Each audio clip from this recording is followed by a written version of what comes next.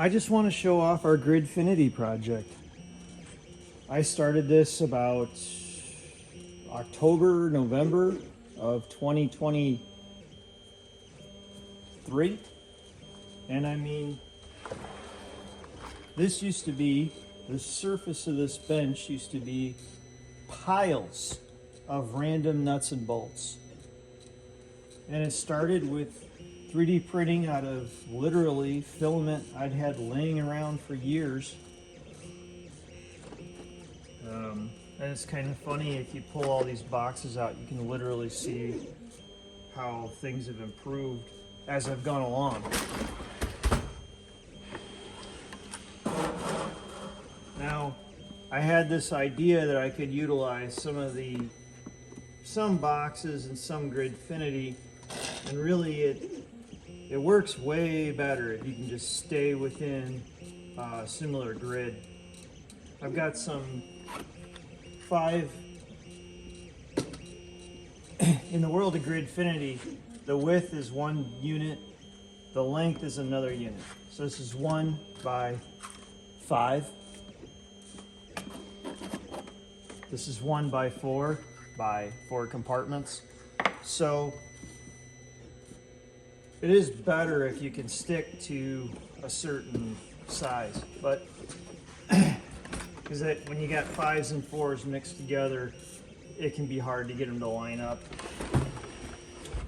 A couple of interesting points. You'll notice how I don't have a grid in the bottom of this drawer.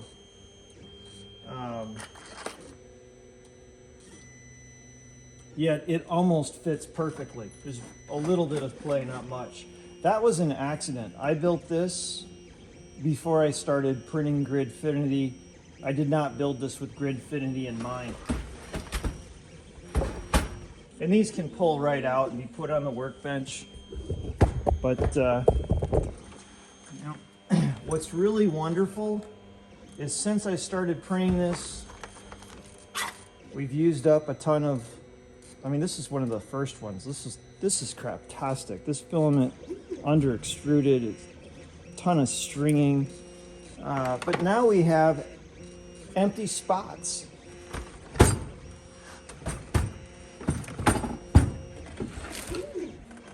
My snowblower parts.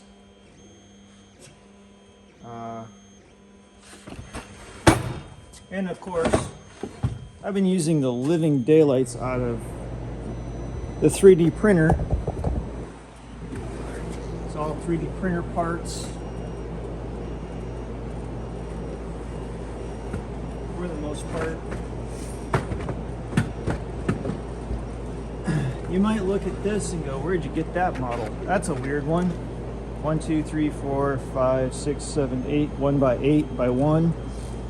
There is a Gridfinity online generator. Just search Gridfinity generator. There's several, but there's one that in particular that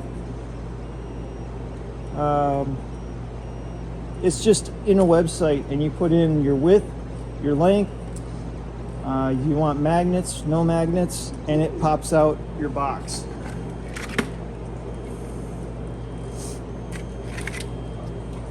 Still has the chamfer in the front edge for instant grabification. And as you can see, I'm not using any grids in the bottoms to hold them in place. I don't find that necessary. I do print those for a freestanding solution.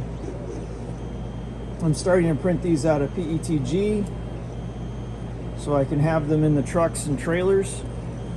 But that is, we call this the junk drawer, and it's amazing. All this extra hardware I've had for years is getting used up. We actually have to deliberately buy screws now.